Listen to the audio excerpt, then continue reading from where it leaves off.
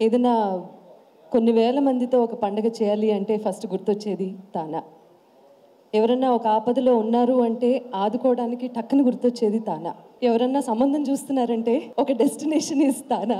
తెలుగు వాళ్ళందరికీ చిరునామా తానా. ఎన్నిసార్లు నన్ను ఆహ్వానించి నన్ను ఎంకరేజ్ చేశారనేది వేళ మీద లెక్క పెట్టలేంది.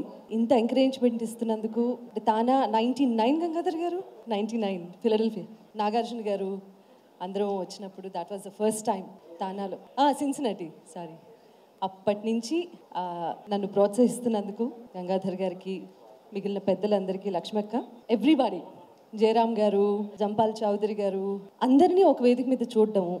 ఇంతమంది తెలుగు వాళ్ళందరూ దేశం కాని దేశంలో ఎన్నో సంవత్సరాల క్రితం వెళ్ళిపోయి అక్కడ స్థిరపడి వైద్య రంగంలోనూ రకరకాల రంగాల్లో తెలుగువారి ఖ్యాతి పెంచి అక్కడ ఉన్నవాళ్ళు ఇప్పుడు అసలు ఎవరు పాడుతున్నారు లేకపోతే ఎవరు యాక్ట్ చేస్తున్నారు అసలు ఏమీ తెలియకుండా, సో వాళ్ళకి ఇండియాకి వారధిగా ఉండి కళల్ని, భాషని, అలా ప్రతి రంగం అంటే బిజినెస్లో ఏమవుతోంది ఒక వారధిగా నిలుస్తున్నటువంటి సంస్థ తానా. చాలా ప్రెస్టేజ్గా ఫీల్ అవుతాము తానా నుంచి ఆహ్వానం వచ్చింది అంటే.